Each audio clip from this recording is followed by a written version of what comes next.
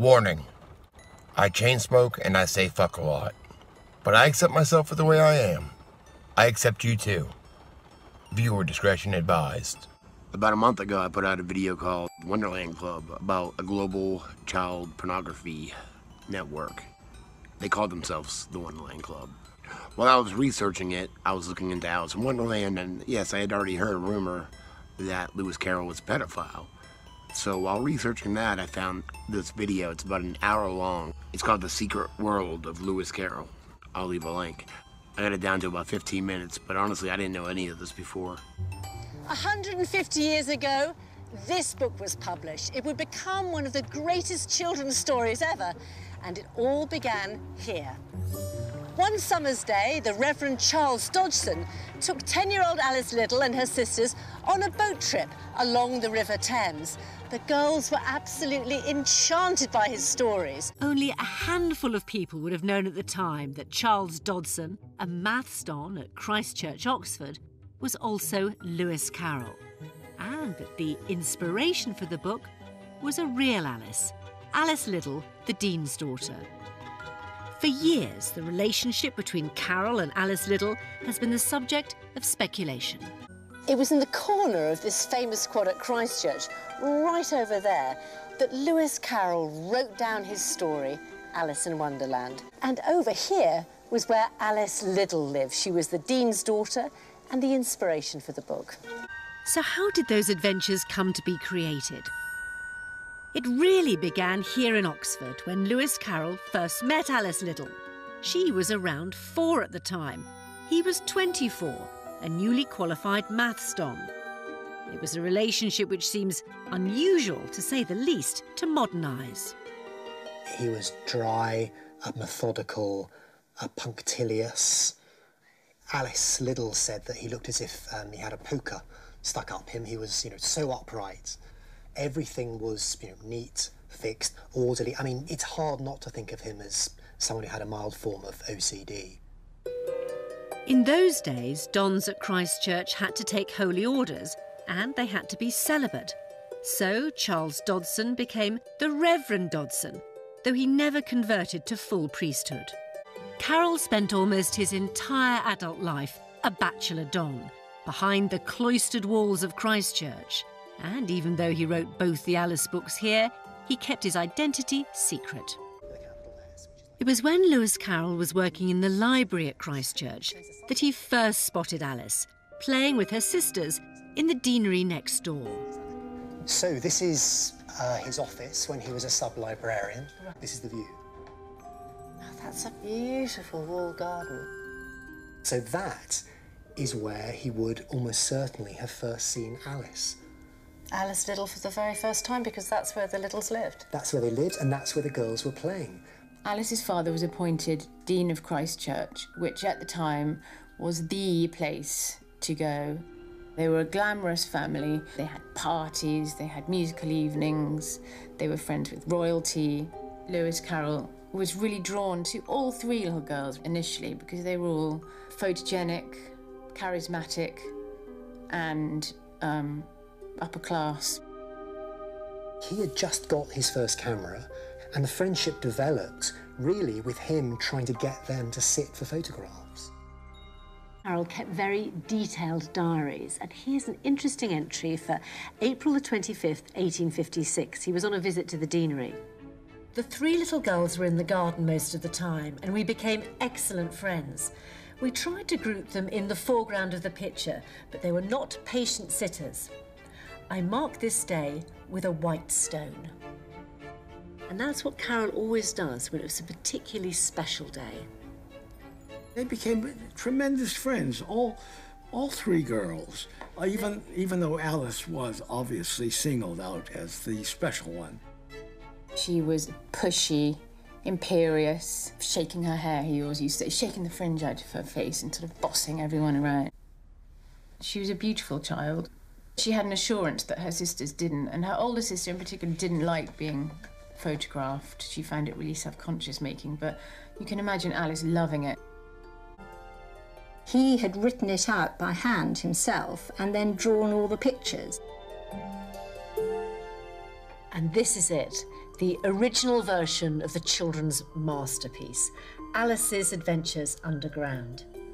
And just look at the detail in this. I mean, it's like an illuminated manuscript. It's so lovingly done. Over here we have the large Alice. She's grown so big. And next to her, the White Rabbit. And I think it's intriguing the way that Lewis Carroll has drawn this picture himself, because it's almost like the White Rabbit is a kind of suitor to the much bigger, the more formidable Alice. And he's ended it with a photograph which he's taken of Alice in the very last page. But in fact, what was discovered later on, underneath that, there's a drawing that he made himself. But what exactly was going on with Carroll's relationship with children? And what was the nature of the relationship with Alice Liddell? Despite the wonder of his books, these are the questions that always hang over Carroll. And this is where the arguments begin amongst Carroll experts. He once asked Alice for a lock of her hair. Was that a lover's token? Today, we may well think that a lock of hair is a love token. I mean, what did it mean then?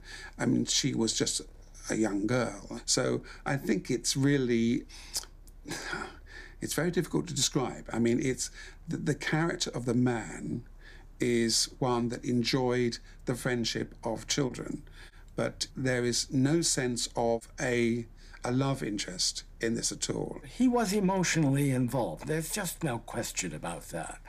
And that's why I can't bear these critics who say that he only had a paternal interest in the girls. That won't do. I think he was in love with her,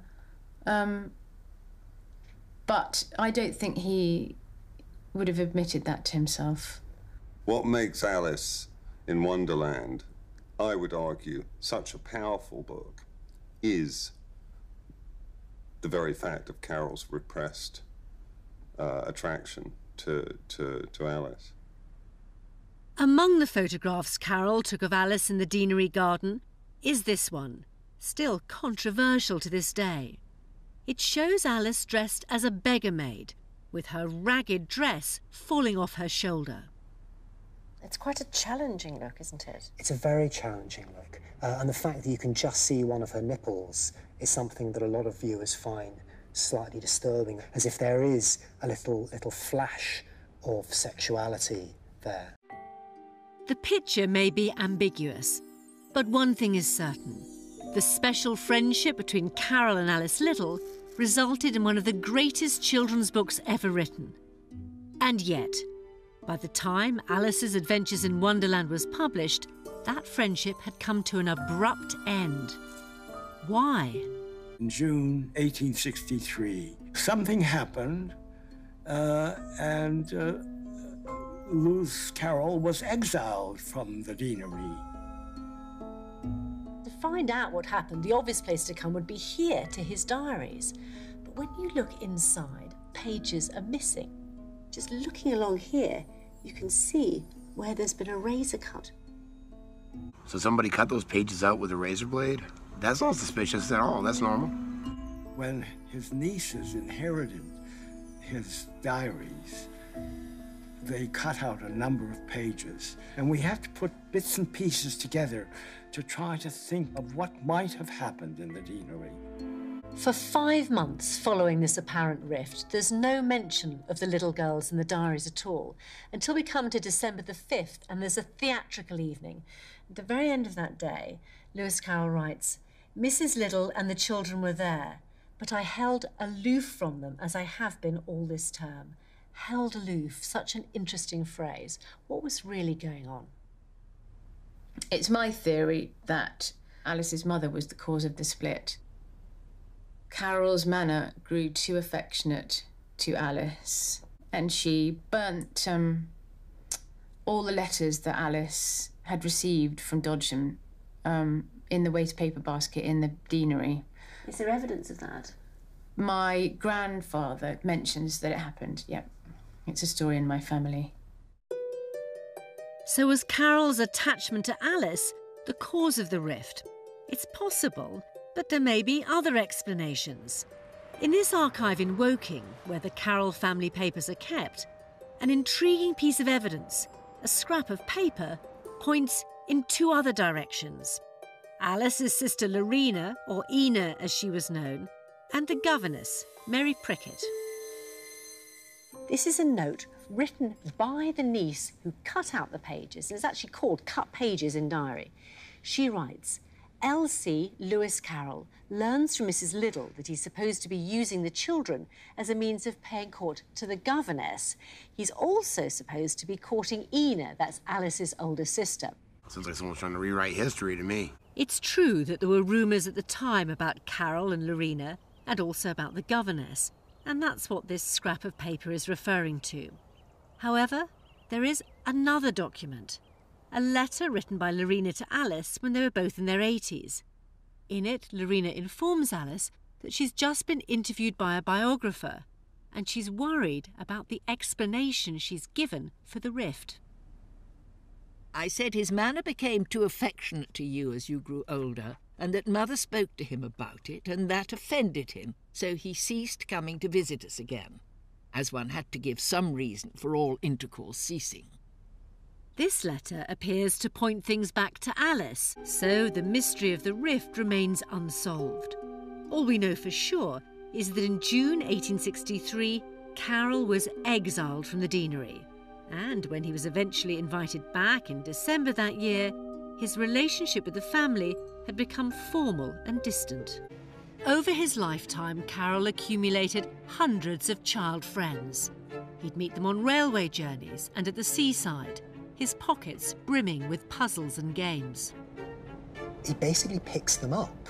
He picks them up in trains, he picks them up at friends' houses, and of course they're not alone, they're always accompanied by their parents, their nurses, their governesses. That kind of collecting of children became an astonishing way of life. What was really going on? Who knows? It certainly would raise eyebrows these days from social services and parents, and it did raise some eyebrows then. As Carroll not only collected children, he photographed them in his studio. And in some of those images, the children are naked. Dodson himself, I think, was a heavily repressed paedophile, without doubt. There were people who will strongly contest that, won't they? They'll say, actually, what he was interested in was the innocence of childhood, which was almost like a cult in Victorian times. I think that's what paedophiles are interested in. It's the apparent innocence of children. It's a problem, isn't it? It's a problem when somebody writes a great book and they're not a great person. Carroll's photographs of young naked children are undoubtedly controversial.